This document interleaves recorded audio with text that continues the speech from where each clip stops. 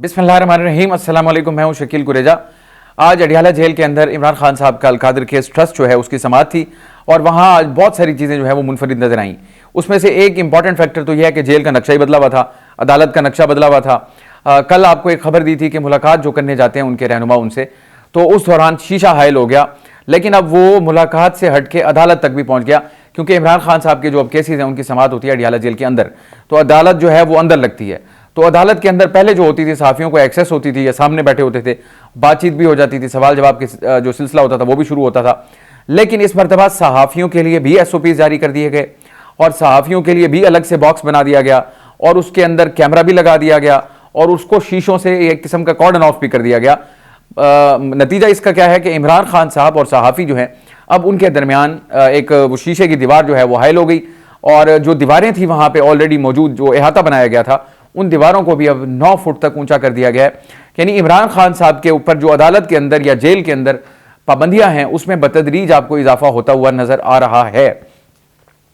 और आज इमरान खान साहब ने जो एक जज साहब से गुफ्तगू की और इसके अलावा सहाफ़ियों से जो उनकी गुफ्तगू हुई, वो दोनों ही गुफ्तगू बड़ी इंपॉर्टेंट है। जो जज साहब से उनकी गुफ्तगू हुई उस गुफ्तगू के अंदर मुझे ये तासुर मिला कि जैसे पाकिस्तान तहरीक इंसाफ कहती है कि इमरान खान उनकी रेड लाइन है। आज जो इमरान खान साहब की गुफ्तगू थी जज साहब के सामने, तो उस गुफ्तगू से एक तासुर मिला कि बुशरा बीबी जो उनकी अहलिया हैं वो उनकी रेड लाइन है, क्योंकि आज बड़े सख्त अल्फाज उन्होंने इस्तेमाल किए। अगरचे वो इससे पहले भी ये बातें कर चुके हैं, लेकिन जो आज उनकी टोन थी वो बड़ी सख्त थी और डायरेक्टली उन्होंने जज साहब के साथ जब उनका गुफ्तगू हो रही थी तो वो इस हवाले से बड़े कंसर्न थे कि उनकी अहलिया के जो कि ये खदशे का इजहार कर रही हैं बुशरा बीबी कि उनको जहर दिया जा रहा है, उनकी तबीयत नासाज है और उनका जो तिब्बी मुआयना है उनकी मंशा के मुताबिक उनको करवाने की इजाज़त नहीं दी जा रही। तो इसके ऊपर उन्होंने जज साहब के सामने ये कहा, मैं उन्हीं के अल्फाज को पढ़ देता हूँ। इमरान खान साहब कहते हैं कि मुझे पता है इस सब के पीछे कौन है, यानी कि पॉइंट उनका यह है कि अगर मेरी अहलिया का इलाज उनकी मंशा के मुताबिक नहीं हो पा रहा तो इसके पीछे कौन है। अब यहां से शुरू होता है उनका इल्ज़ाम। वो कहते हैं कि मुझे पता है इस सब के पीछे कौन है, ये सब ISI जनरल आसिम मुनीर के कहने पर कर रही है। अब उन्होंने एक इदारे को यानी इदारे के सरबराह के ऊपर इल्ज़ाम भी लगा दिया और दूसरे इदारे के ऊपर भी इल्ज़ाम लगा दिया कि वो इनके कहने के ऊपर ये सारा कुछ कर रहे हैं। खुदा न खास्ता बुशरा बीबी के जो खदशात हैं, जो उनके इल्ज़ामात हैं, इमरान खान साहब कह रहे हैं कि ये सब इनकी जानिब से किया जा रहा है। अब आगे उन्होंने कहा कि मैं आसिम मुनीर को नहीं छोड़ूंगा। अब बात यह है कि आप जंग को, इसका मतलब है ख़त्म नहीं करना चाहते इमरान खान साहब। इमरान खान साहब जब एक तो होता है जंग को ख़त्म करना, वो इसको बढ़ाना चाहते हैं, वो इसको बढ़ा रहे हैं। फिर आप आगे चल के वो कहते हैं हुकूमत से खतरा है और हुकूमती डॉक्टरों पर उनको एतमाद नहीं है। चलें, ये पॉलिटिकल मामलात होते हैं, माजी का हिस्सा रहे, माजी में ऐसा होता भी रहा। अब इस जगह के ऊपर जनरल आसिम मुनीर का या ISI का क्या लेना देना है, लेकिन इमरान खान साहब उसके ऊपर कह रहे हैं कि मैं इल्ज़ाम भी लगा रहे हैं और वो कहते हैं कि मैं इनको छोड़ूंगा भी नहीं, इनका पीछा भी नहीं छोड़ूंगा। अब अगर इस जंग के आप पस मंजर में जाएं तो या तो इमरान खान साहब फ्रस्ट्रेशन का शिकार हैं, उन्होंने जो एफर्ट्स की, जो कोशिशें की, जो असर यानी तासुर जो उभर के सामने आता है इस गुफ्तगू से, या तो वो फ्रस्ट्रेट हो रहे हैं इमरान खान साहब। आज तक उनकी हर जगह पे तारीफ हुई ये कि वो उन्होंने जेल को किस अंदाज से काटा, बड़ी बहादुरी के साथ। लेकिन जब उनकी इस किस्म की गुफ्तगू आती है तो उसमें ये एलिमेंट भी उभर के सामने आता है कि कहीं वो फ्रस्ट्रेशन का शिकार तो नहीं हो रहे अब जेल के अंदर, या वो थक तो नहीं गए। अगरचे वो दावा करते हैं कि मैं यहाँ बैठने के लिए तैयार हूँ, 7 साल भी बैठूंगा वगैरह वगैरह, लेकिन जब उनकी इस किस्म की गुफ्तगू आती है तो उसमें एक रिफ्लेक्ट होता है फ्रस्ट्रेशन का एलिमेंट। और दूसरी चीज़ ये है कि जिनके साथ वो ऐलान जंग कर रहे हैं, अगर जो वो जंग बहुत अरसे से जारी है, अब चूंकि वो अनाउंस कर देते हैं, पहले इशारों करारों में बात होती है, अब वो अगर नाम लेंगे तो वो इसका मतलब ये है कि वो खुद को उस जंग के अंदर ला रहे हैं और ऐलानिया अपने आप को उस जंग के अंदर ला रहे हैं, फिर उसका कॉन्सिक्वेंस भी होता है। और इसके अलावा उनका मुतालबा था जज साहब से कि मेरी मिसेज जो है उनका मुआयना डॉक्टर आसिम यूनुस से कराया जाए। तो बहरहाल आज जज साहब ने उनकी इस्तदा मंजूर कर ली और कल दिन में 12 बजे डॉक्टर साहब को हुक्म दिया है कि यानी जो हुकाम है उनको हुक्म दिया है कि बुशरा बीबी का तिब्बी मुआयना डॉक्टर आसिम यूनुस से करवाया जाए। तो ये अल्लाह करे उनका कल ये मुआयना हो। इससे कबल भी वो हालिया दिनों में ये कह चुके हैं डॉक्टर आसिम यूनुस कि जो इनके खदशात थे, क्योंकि पिछला जो बोर्ड बना था पिम्स का उसमें डॉक्टर आसिम यूनुस भी शामिल थे, 5 रुकनी बोर्ड था, और उन्होंने फिर आके मीडिया को बताया कि जिस किस्म के खदशात का इजहार बुशरा बीबी की जानिब से किया गया वो दुरुस्त नहीं है और उनको ऐसे कोई शवाहिद नहीं मिले जिससे ये तासुर मिलता हो कि उनको जहर दिया गया या उनके सैंपल्स में जहर का कोई असर पाया गया। तो उनके लिहाज से वो बिल्कुल ठीक थी, तंदुरुस्त थी। लेकिन इमरान खान साहब ने दोबारा मुतालबा दोहराया कि उनसे करवाया जाए, तो आज अदालत ने फिर उनका मुतालबा तस्लीम कर लिया। एक तो अदालत के अंदर जो इमरान खान साहब की सख्तियां वो बढ़ रही हैं, फिर उसके बाद इमरान खान साहब का जो आज का बयान है, मुझे ऐसा महसूस होता है कि वो सख्तियों में इजाफे का बाइस तो बन सकता है, इससे सख्ती कम होने का इम्कान नहीं है। इसके साथ एक और इंपॉर्टेंट चीज मैं जोड़ दूं, कल ही सऊदी अरब का वफ्द जो था वो वापस पहुंचा और इससे पाकिस्तान को बड़ी तवक्कुआत वाबस्ता है कि 5 से 7 अरब डॉलर उसकी सरमायाकारी जो है उसके ऊपर बाकायदा काम हो रहा है, बड़ी तेजी से काम हो रहा है। बल्कि आज उनका एक और वफ्द जो है वो भी यहाँ पे पहुंचा है, उनकी भी मुलाकातें हो रही हैं। फिर शहबाज शरीफ साहब का दौरा जो है इसी महीने के एंड पे वो भी मुतवक्के है कि ताकि ये चीज़ें अमली तौर पर आगे बढ़ सकें। SIFC के तहत ये सब कुछ हो रहा है और आपको पता है कि SIFC जो है वो बुनियादी तौर पर हमारे आर्मी चीफ आसिम मुनीर साहब का ब्रेन चाइल्ड था, फिर उसके ऊपर काम हुआ, अब उसके ऊपर जो अमली इकदाम हैं वो आपको होते हुए नजर आ रहे हैं। तो एक तरफ ये एफर्ट्स हैं कि जो मईशत को और इकोनॉमी को बेहतर करने के लिए की जा रही हैं और उसमें वजारत खारजा भी मुलविस है, उसमें दीगर जो हमारे रहनुमा दिफाई इदारे भी हैं, हुकूमत भी है, सबकी जानिब से कोशिश की जा रही है। अब जब उसके नताइज आने का सिलसिला यानी आपको आता हुआ नजर आ रहा है बज़ाहिर, तो उस वक्त इमरान खान साहब जनरल आसिम मुनीर के ऊपर इस किस्म का इल्ज़ाम लगा रहे हैं, तो मुझे ऐसा महसूस होता है उनकी पॉलिटिक्स को इससे फ़ायदा होने का इम्कान बहुत कम है, इनको नुकसान ज़्यादा होगा। ये तो चले इमरान खान साहब की हद तक बात थी। उसके बाद बैरिस्टर गौहर साहब जो कि इस वक्त इनके मौजूदा चेयरमैन हैं पाकिस्तान तहरीक इंसाफ के, वो जिसको कहते हैं जलती पे तेल का काम करना, उनसे जब क्वेश्चन हुआ इसी हवाले से कि इमरान खान साहब ने जो नाम लिया है फौज की शख्सियत का, यानी कि वो आर्मी चीफ की ही बात कर रहे थे, तो इसके ऊपर जो उनकी जानिब से वजाहत पेश की गई, मेरा ख्याल है वो भी उतनी ही तशवीशनाक है जितना इमरान खान साहब का बयान। तशवीशनाक मुल्क के लिए, मुल्की मामलात के लिए तो है ही है। मैं पाकिस्तान तहरीक इंसाफ की जो पॉलिटिक्स है आने वाले दिनों में उसके हवाले से कह रहा हूं। मैं इसी के साथ माजरत के साथ कोट करना पड़ रहा है मुझे, क्योंकि सूरत हाल जो है ना वो को रिलेट हो रही है।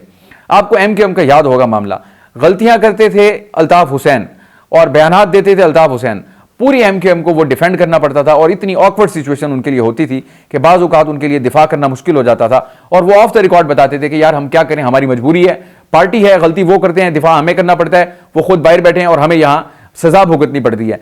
अब इमरान खान साहब की जो पार्टी है, आज भी शोज के अंदर और ऑफ द रिकॉर्ड भी जो गुफ्तगू हो रही थी, तो वो इस चीज से बड़े परेशान हैं कि इमरान खान साहब जिस हद तक जा रहे हैं इससे उनकी पार्टी को फायदा होने का जो इम्कान है वो बहुत कम नजर आता है। मैं वापस आता हूं बैरिस्टर गौहर साहब वाले मामले के ऊपर।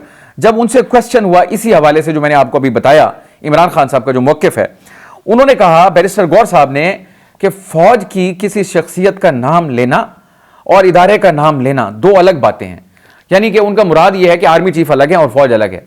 तो ये तो आप इल्ज़ाम लगाया करते थे नवाज शरीफ के ऊपर, जब उन्होंने लंदन से बैठ के तकरीर शुरू की और तनकीद शुरू की, बिलखुसूस गुजरांवाला जलसा जो था उसमें नाम लिए उन्होंने जनरल फैज़ हमीद का भी, जनरल बाजवा का भी। तो उस वक्त यही तहरीक इंसाफ जो कि बरसर इक़्तिदार थी, नवाज शरीफ साहब कहते थे कि ये इंडिविजुअल्स हैं, ये इदारे नहीं हैं, इदारे अलग हैं, इंडिविजुअल्स अलग हैं।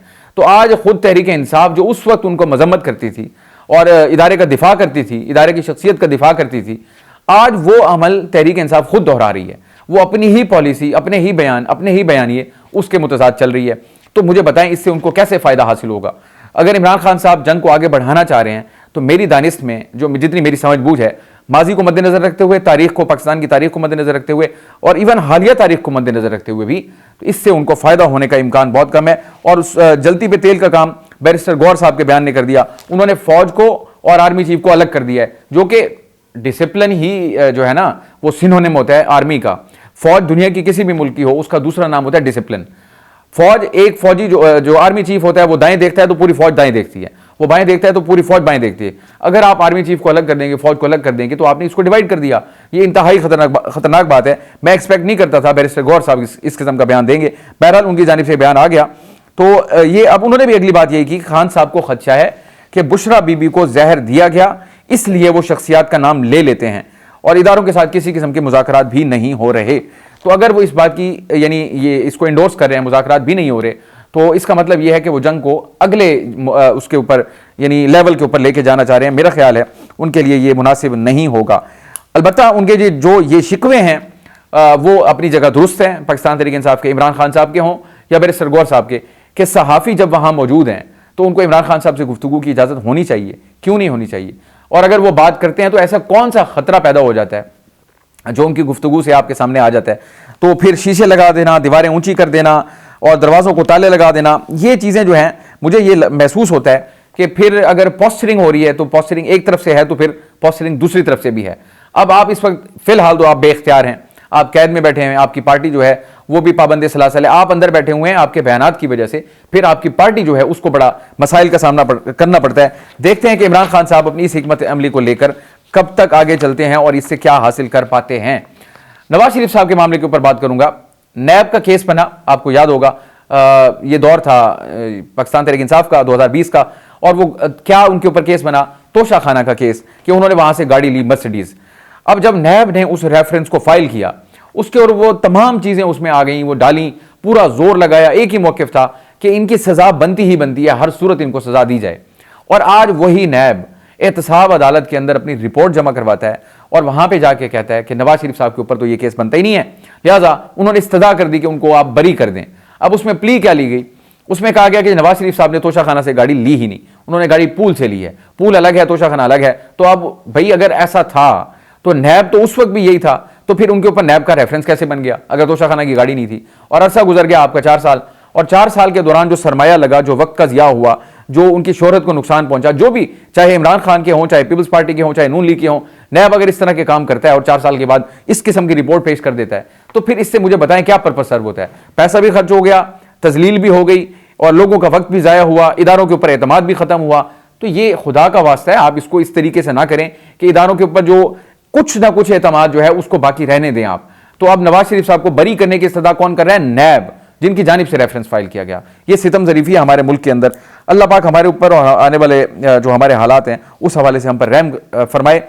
आने वाले दिनों में आपको मजीद भी अपडेट करते रहेंगे। आज के लिए इतना ही। आप हमारी वीडियोज़ को लाइक कर सकते हैं और चैनल को ज़रूर सब्सक्राइब करें और अपना फीडबैक कमेंट के जरिए हमारे साथ शेयर कर सकते हैं। कल मुलाकात होगी। अल्लाह हाफ़िज़।